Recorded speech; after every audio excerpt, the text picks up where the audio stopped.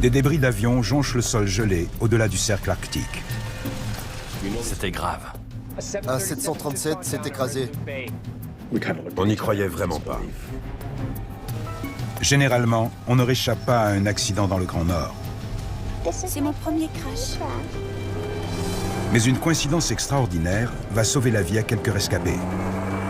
Il y a des survivants, c'est confirmé. C'était incroyable d'arriver sur place 1 heure après l'accident. C'est dans ces circonstances exceptionnelles que commence l'enquête sur le drame du vol First Air 6560.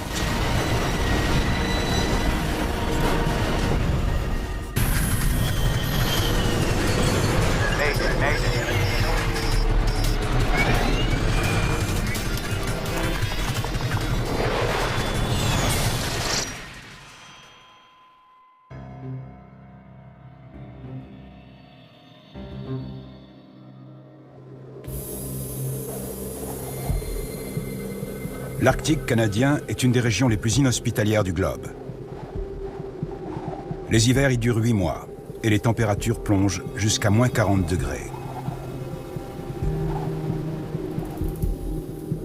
Même lors des longues journées d'été, le mercure repasse tout juste au-dessus de zéro.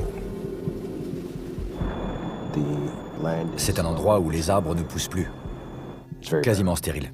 Il n'y a ni toundra, ni végétation, que du sable et des cailloux. Il n'y a pas de route non plus. Le seul moyen de transport, c'est l'avion.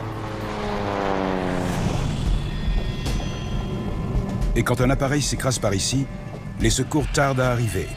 Et les survivants livrent pendant des heures, voire des jours, une lutte quasiment perdue d'avance contre les éléments. Arriver sur les lieux s'avère souvent très difficile. Ça peut prendre 24 heures, si ce n'est plus. Mais ce jour-là, coup de chance, l'attente est brève. Exercice terminé, on fait une pause. Et pour cause. Il s'agit d'une mise en scène dans le cadre d'une répétition grandeur nature à laquelle se livrent chaque année les militaires canadiens dans le Grand Nord. Et un abordage figure dans le scénario de l'exercice Nanook 2011. Son objectif ? Lacération et saignement. Préparer à un drame bien réel les sauveteurs et les enquêteurs du BST, le Bureau de la sécurité des transports, l'équivalent canadien du BEA. L'exercice 2011 était une simulation d'accident d'avion dans le Grand Nord. L'armée canadienne était aux commandes et elle collaborait avec ses collègues sur place.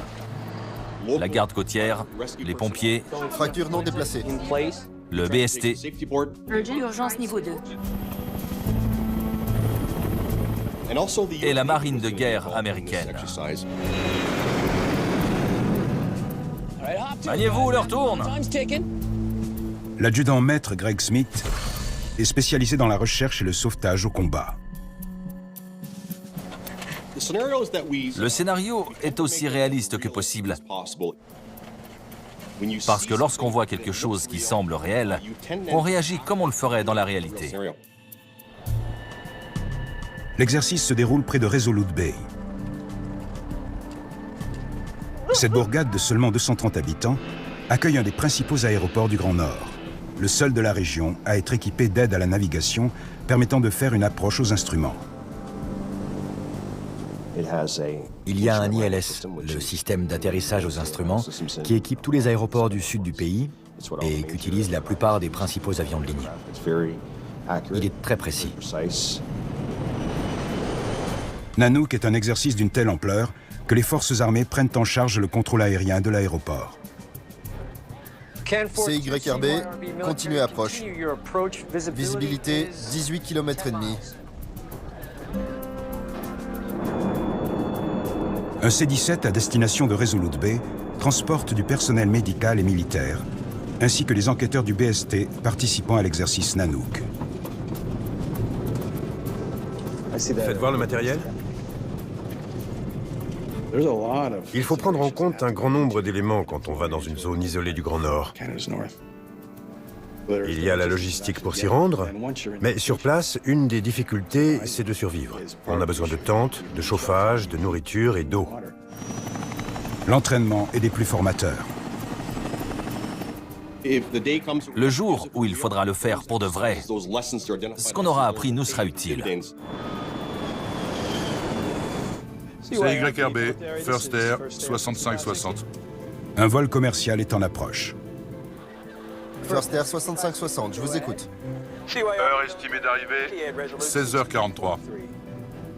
Le vol First Air 6560 achemine des passagers et du fret à Resolute Bay. Du carburant aux appareils électroménagers, en passant par la nourriture et le courrier, tout arrive par avion. Sans ça, la ville serait vite à court de ravitaillement. Pour embarquer ce fret supplémentaire, le 737-200 a été modifié. Il s'agit de ce qu'on appelle un combi. Ça signifie que l'appareil transporte du fret et des passagers sur le même pont. La géologue Nicole Williamson et son collègue, Robin Wiley, viennent faire des relevés de terrain. Gabrielle et Cheyenne, elles, rentrent d'un séjour chez leur papa.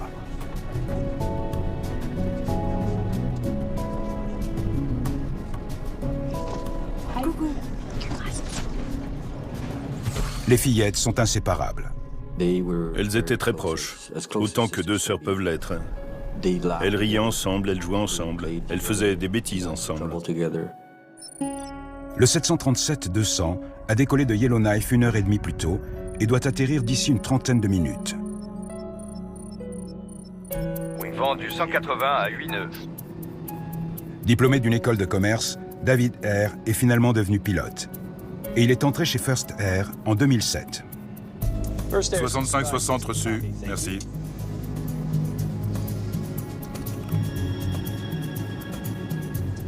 Et voilà. Le commandant Blair Rutherford a plus de 15 ans de maison. Faites pareil. Cap 029. C'est fait. Si près du nord magnétique, les pilotes doivent étalonner leur compas fréquemment à l'aide du GPS. Revoyons l'approche. D'accord.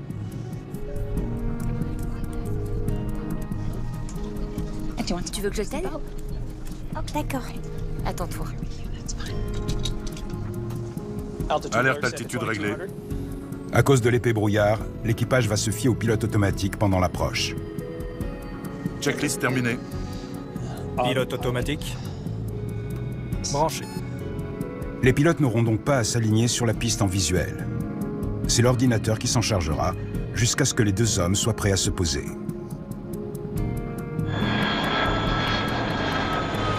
Autorisé à l'atterrissage, piste 35T, qui est un peu mouillée. 6560, 35T. On est à 10 nautiques de la piste. Après quelques semaines chez leur papa, les filles avaient hâte de retrouver leur mère et leurs grands-parents. On arrive. À 11h40, heure locale, le vol 6560 entame l'approche finale. Passons 1000 pieds. On arrive à 3 nautiques en finale. On est au-dessus du littoral. Bien.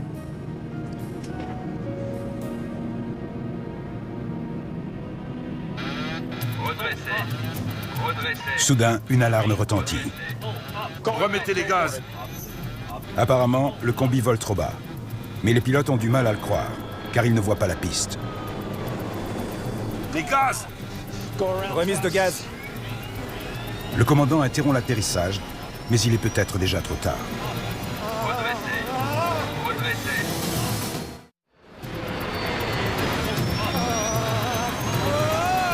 Le 737-200 percute le sol à 290 km/h.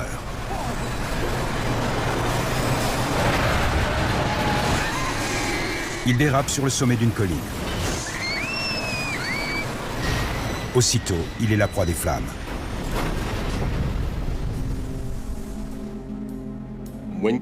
Quand le contact radio a été coupé, le contrôle aérien savait que l'avion était en train de faire son approche finale.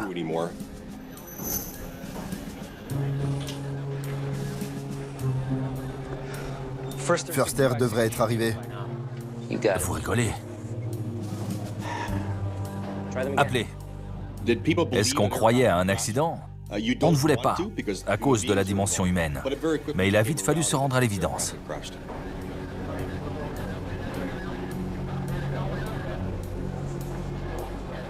Un 737 s'est écrasé. Ça n'est pas un exercice.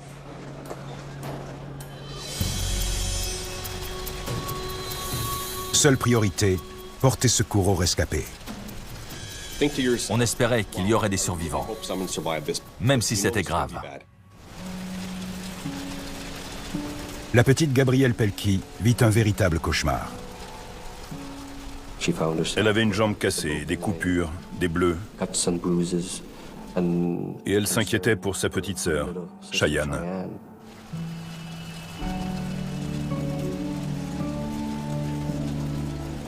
La géologue Nicole Williamson a survécu elle aussi. Gabrielle. Gabrielle. Dieu merci. Elle a trouvé Gabrielle. Ça va aller. Ça va aller. Nicole s'est assurée que la petite ne prenait pas froid, et ça l'a sûrement aidé elle-même à survivre.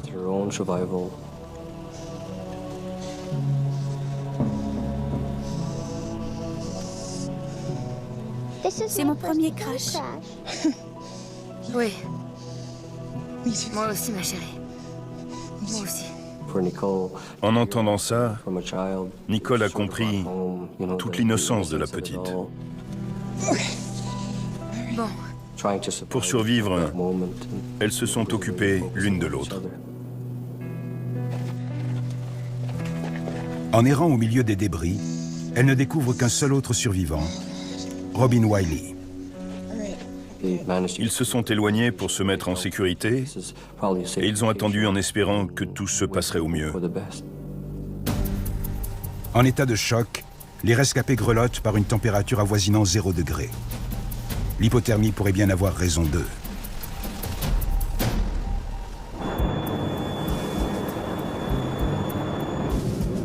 La nouvelle du drame parvient aux enquêteurs du Bureau de la sécurité des transports. Parmi eux, Brian McDonald. On n'y croyait vraiment pas. On s'est demandé si quelqu'un avait modifié le scénario pour rendre l'exercice encore plus réaliste ou si c'était vrai. Faut se mettre au boulot. Très vite, on a changé de braquet. On a réfléchi à tout ce qu'il fallait faire pour enquêter sur cet accident bien réel. Sitôt à terre, les enquêteurs prennent conscience que l'exercice auquel ils s'attendaient n'a plus rien de fictif.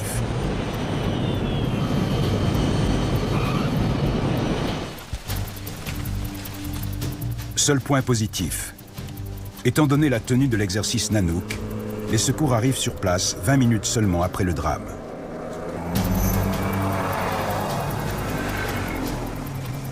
Il y a des survivants, c'est confirmé. Je suis intervenu sur plusieurs accidents d'avion en 20 ans de carrière. Et dire que ces gens n'en revenaient pas d'avoir survécu est un euphémisme. Ils ne semblaient pas grièvement blessés. Donc on a stabilisé leurs fractures, on les a mis sur des civières et on les a évacués vers un centre médical pour qu'ils soient traités dans un environnement moins dangereux.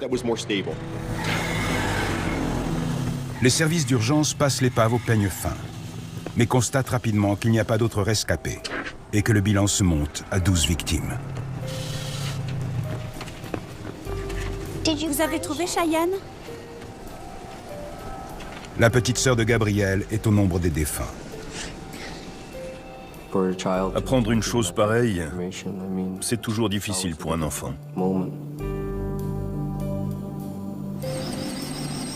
C'est un des accidents d'avion les plus meurtriers de l'histoire du Grand Nord canadien.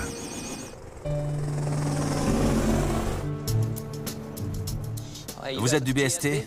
Ça se voit, non? Alors? Brian McDonald et ses collègues doivent tirer l'affaire au clair.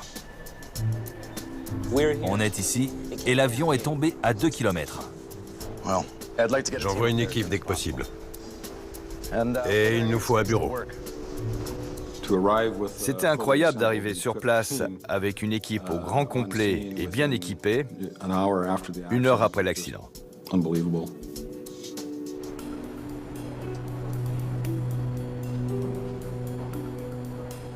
Il était tout près. Le combi s'est écrasé contre une colline, à environ 1900 mètres à l'est de la piste. Le brouillard? La visibilité avait été mauvaise un peu plus tôt pendant le vol. Donc il allait falloir s'intéresser à la météorologie.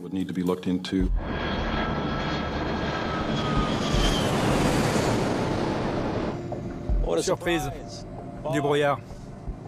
Resolute Bay étant souvent masqué par le brouillard, les équipages recourent au pilote automatique de l'avion et à l'équipement de guidage sophistiqué de l'aéroport.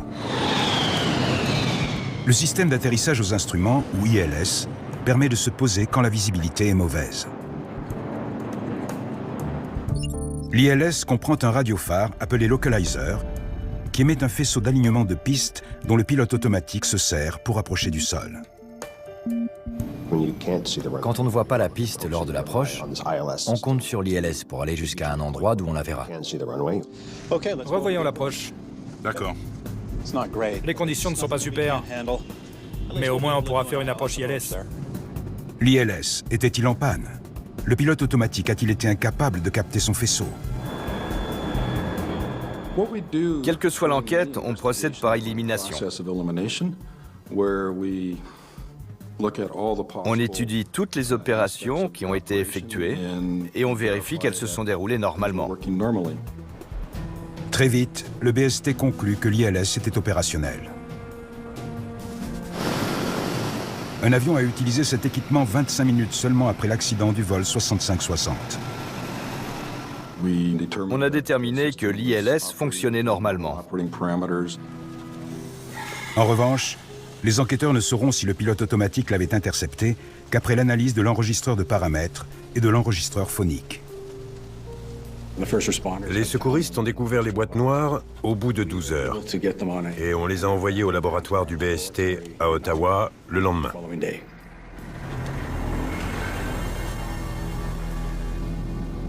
Nanook fournit des éléments que les enquêteurs n'auraient pas eus en temps normal. C'est ce que le radar a enregistré? Il n'y a pas de radar à Resolute Bay.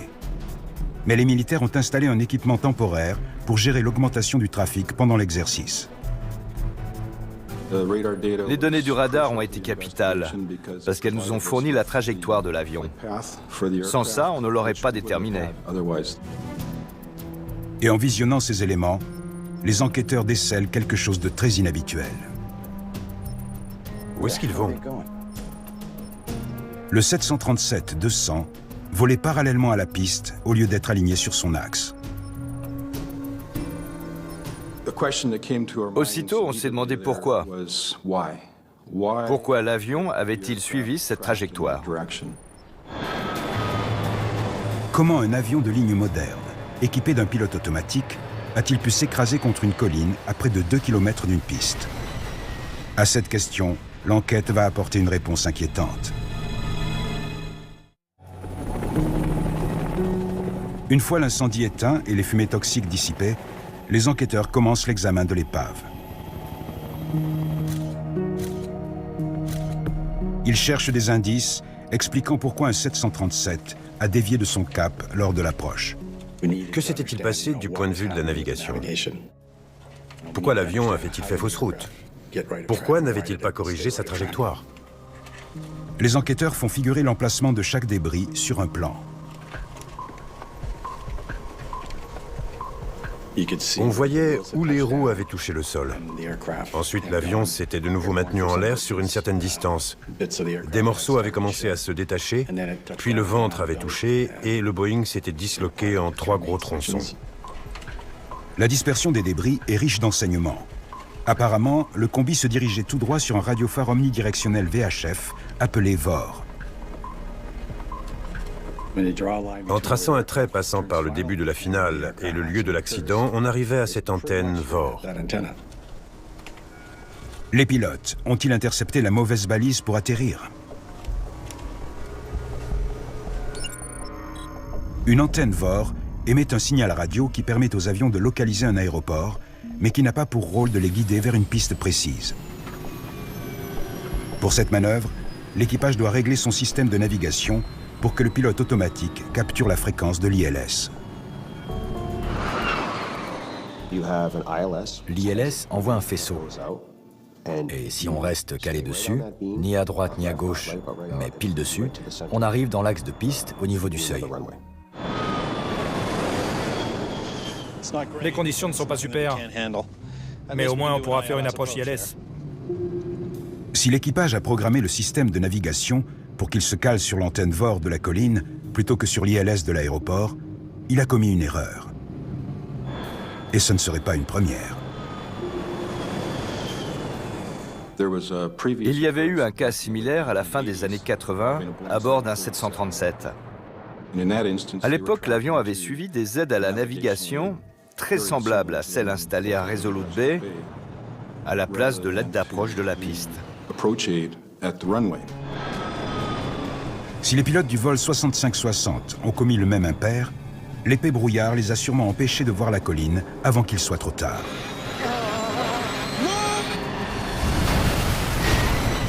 Mais existe-t-il un moyen de s'en assurer? Le BST compte sur l'enregistreur phonique.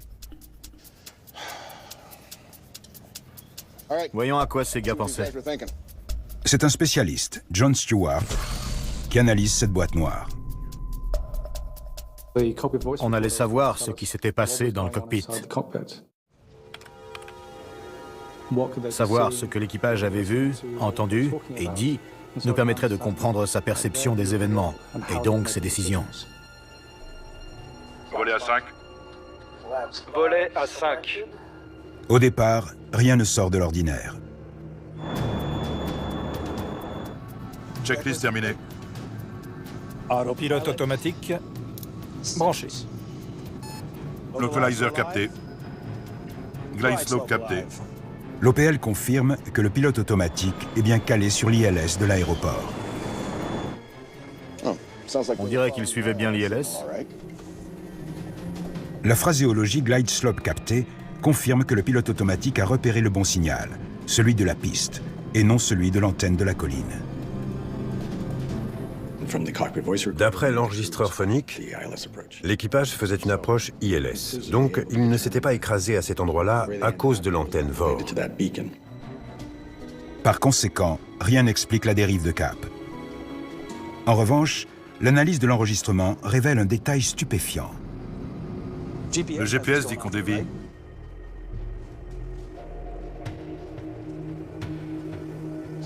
L'OPL l'avait remarqué.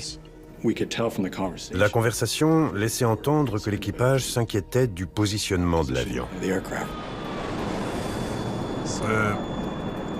On n'est pas trop à droite? Ça ira. Et le mystère s'épaissit. Il y a une colline à droite de la piste. Non seulement David Hare s'était rendu compte que l'avion avait dévié, mais il savait qu'il se dirigeait vers la colline située à côté de la piste. On n'est pas sur le lock. Si, le pilote automatique le suit. Interrompons l'approche et tirons ça au clair. Non, on continue l'approche. D'accord. Continue. Au fur et à mesure du vol, on sent à leur conversation que les deux hommes ont des opinions différentes sur ce qu'il faut faire. Et le combi continue de voler vers la colline. Remettez les gaz. Les gaz! Remise de gaz. Comment cette erreur, qui a coûté la vie à 12 personnes, a-t-elle pu survenir?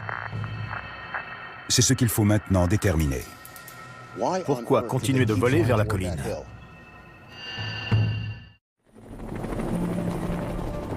L'accident du vol First Air 6560 touche presque chacun des habitants de Resolute Bay. Je ne souhaite à aucune mère de traverser une épreuve pareille. Les familles demandent des réponses. La pression sur tous les participants de l'enquête était énorme. On voulait savoir ce qui était arrivé. Vu l'épave, les pilotes volaient parallèlement à la piste. Et vu l'enregistreur, ils le savaient. Et ce constat soulève plus de questions qu'il n'apporte de réponses. Pourquoi l'action corrective était-elle arrivée trop tard? Pilote automatique.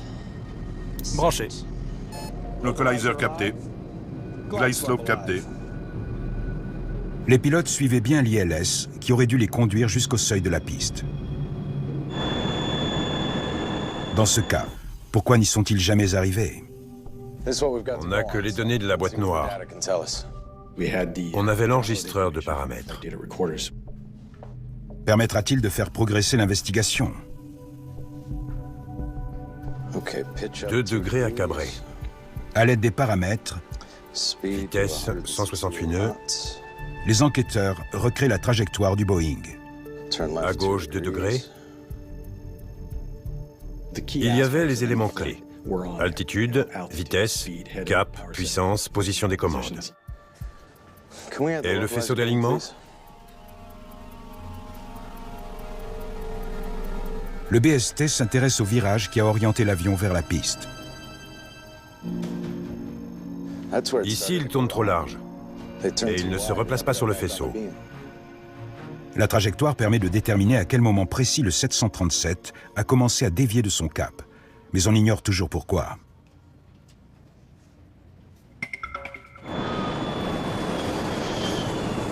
Une seule chose est sûre.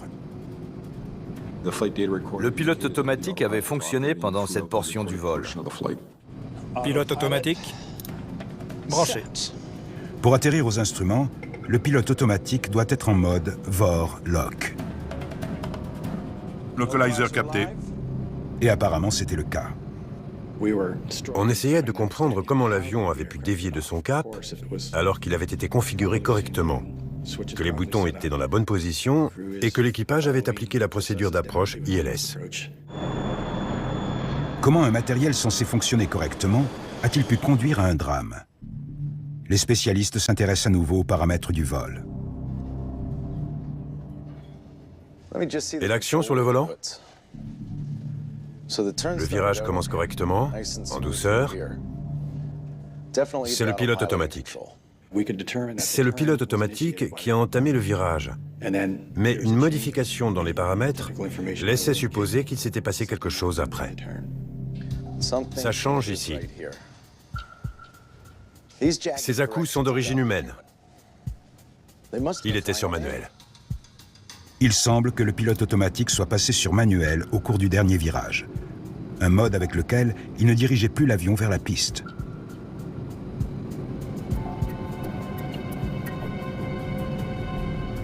Le pilote automatique est équipé d'une fonction permettant à l'équipage de prendre la main. Si l'avion réagit trop vite ou pas assez vite, il suffit d'exercer une pression sur le volant pour surpasser temporairement l'ordinateur. Sauf que l'enregistreur phonique n'indique pas que le commandant ait fait quoi que ce soit en ce sens, ce qui incite le BST à envisager une hypothèse qui fait froid dans le dos. Blair Rutherford l'a peut-être fait à son insu. Si le pilote automatique passe de VOR-LOC à manuel, à ce moment précis, il est possible que l'avion maintienne les ailes à plat et le cap sur lequel il se trouve, au lieu de suivre un faisceau. À l'instant où le pilote automatique a cessé de guider l'avion vers la piste, le commandant a dû légèrement faire tourner son volant. Juste assez pour faire basculer l'ordinateur du mode entièrement automatique sur manuel. On suppose qu'il l'a fait par inadvertance. Peut-être s'est-il penché pour attraper quelque chose qu'il voulait lire. Une légère pression suffit. Mais comme rien ni personne ne dirige plus l'avion, le vent éloigne de plus en plus le 737 de sa destination. Le pilote automatique n'était plus calé sur le faisceau d'alignement. Il se contentait de maintenir les ailes à plat et le cap, et le vent a fait le reste. C'est une pièce de plus à ajouter au puzzle. Mais puisque les pilotes se sont manifestement rendus compte qu'ils avaient dévié de leur cap... On n'est pas trop à droite? Pourquoi n'ont-ils pas réagi? Ça ira. L'équipage avait eu conscience de la dérive de cap. Et le problème était de comprendre pourquoi le commandant avait poursuivi son approche. Passons 1000 pieds.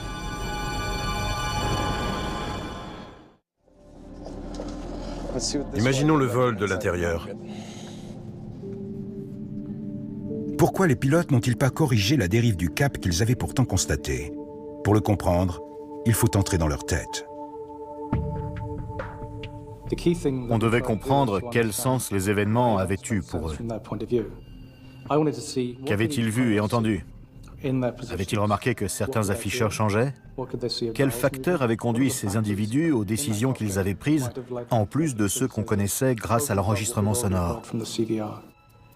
En combinant les éléments fournis par les deux boîtes noires, les enquêteurs recréent le vol dans le but de trouver une réponse.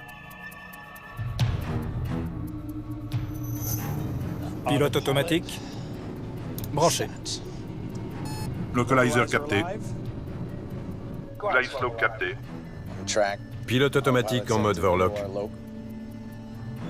La conversation fournit un indice. On est à 10 nautiques de la 35T. Sortez le frein. Les deux hommes étaient très occupés. Rappelez 3 nautiques, finale. Volé à 15. Répétez, s'il vous plaît. Train sorti, 3 verts. Rappelez 3 nautiques, finale. Là. Ils étaient si occupés qu'ils n'ont pas remarqué le passage en mode manuel. C'est là que ça arrive. Il se passe plein de choses. La sortie du train d'atterrissage, les échanges radio, le positionnement des volets. Donc les pilotes ne remarquent pas forcément que dans une mer de voyants, il y en a un qui s'est éteint. D'après les conversations, aucun des deux hommes n'a repéré le changement de mode du pilote automatique. Pourtant, certains signes montraient sans équivoque le problème d'alignement. Ça ne va pas. On dévie à droite. Le GPS dit qu'on dévie. Ici et ici. Ça crève les yeux qu'ils ont dévié. Le GPS et l'indicateur de situation horizontale font clairement apparaître que l'avion s'éloigne de plus en plus de la piste. Pourtant, le commandant ne fait rien.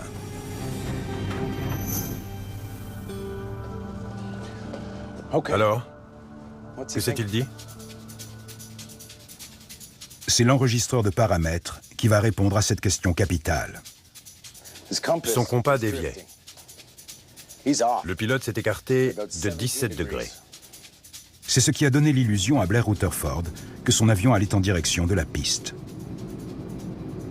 Le commandant a cru qu'il était sur une route qui le ramenait vers le faisceau d'alignement de piste, alors qu'il volait parallèlement à ce dernier. Si loin au nord du globe, un pilote doit fréquemment étalonner son compas. En effet, cet instrument indique toujours le nord magnétique, pas le nord géographique ou nord vrai. Plus on monte vers le nord, moins le compas est précis. Le GPS permet d'obtenir le cap vrai et de régler les instruments en conséquence. Et voilà. Faites pareil. Cap 029. Or, les pilotes n'étalonnent leurs instruments qu'une seule fois, et ce n'est pas pendant l'approche finale. De plus, leurs deux compas accusent des déviations différentes au fur et à mesure que l'avion descend vers Resolute Bay.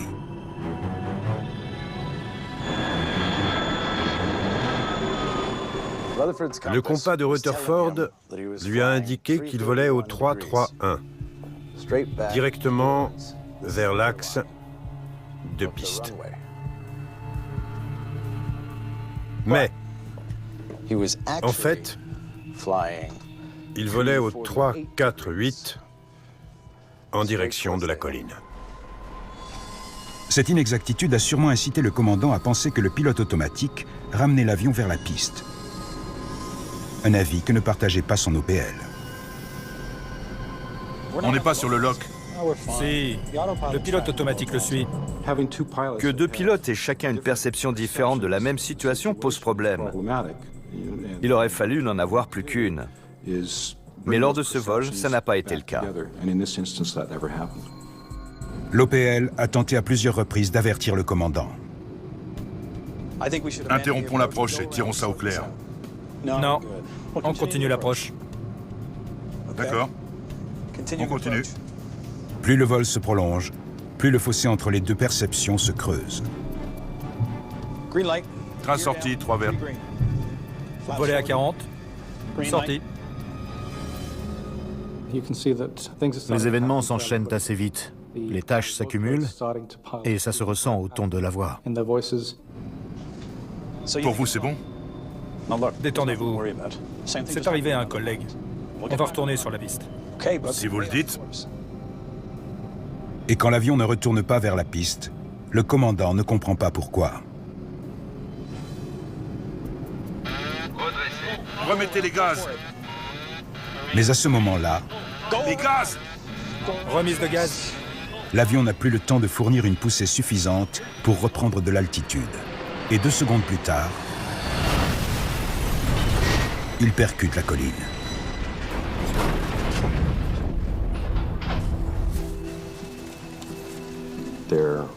Tant de choses se sont accumulées pour qu'on en arrive là, que si l'une d'elles ne s'était pas produite, il n'y aurait pas eu d'accident.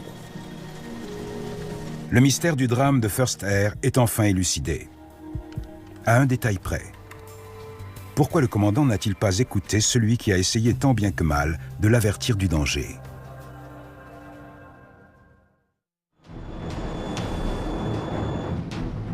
On n'est pas sur le lock. Si, le pilote automatique le suit. Selon les enquêteurs, le commandant de bord n'a pas compris l'imminence du danger, malgré les mises en garde de son collègue. Le GPS dit qu'on dévie. L'OPL a lancé 18 avertissements entre le moment où il a signalé que l'avion avait dévié de son cap et l'impact contre la colline. Pour vous, c'est bon? Détendez-vous. C'est arrivé à un collègue. On va retourner sur la piste. Si vous le dites. Il a beau pressentir le danger, On est au-dessus du littoral. Bien. il ne l'exprime pas clairement. L'OPL a essayé plusieurs tactiques. Il a notamment parlé du GPS et de la position relative de l'avion pour faire comprendre au commandant que quelque chose n'allait pas. Ça craint. Leur dossier brosse des portraits très différents des 2 hommes.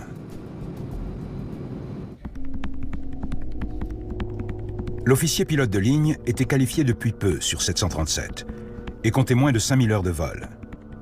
Le commandant Rutherford, lui, en totalisait plus du double et avait bien plus l'habitude du Grand Nord. Pourtant, il n'a pas saisi ce que David Hare essayait de lui dire. Comme le problème subsiste, les préoccupations se multiplient. Pourquoi mon OPL se braque-t-il là-dessus? On devrait être configuré, mais on ne l'est pas. Les difficultés s'accumulent et c'est de plus en plus difficile de faire abstraction de tout ce qu'il faut solutionner. On remet les gaz? Configurer l'avion. Par manque d'expérience, David Hare n'a peut-être pas osé faire part de ses inquiétudes avec assez de fermeté.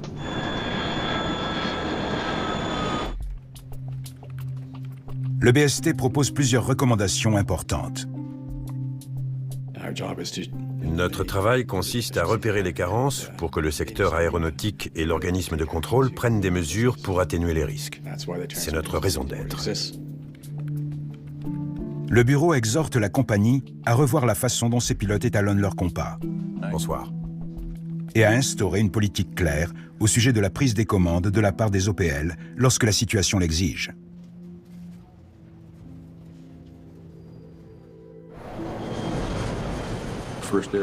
First Air a modifié sa formation aux facteurs humains. Depuis, chaque membre d'équipage peut décider du moment d'une remise de gaz. Le traitement des approches non stabilisées a été revu. Des procédures de maintenance ont changé. La compagnie a pris de nombreuses mesures de sécurité. Même si cette tragédie reste présente dans la mémoire des habitants du Grand Nord, la vie a fini par reprendre ses droits. Gabrielle Pelkey est retournée à l'école dès l'automne 2011. C'est une gamine heureuse. Et c'est la vedette de sa classe. Et grâce à l'amitié qui la lie désormais à Nicole Williamson, l'écolière peut se reconstruire. Elle a très bien surmonté cette épreuve. C'est une petite fille étonnante. Une merveille.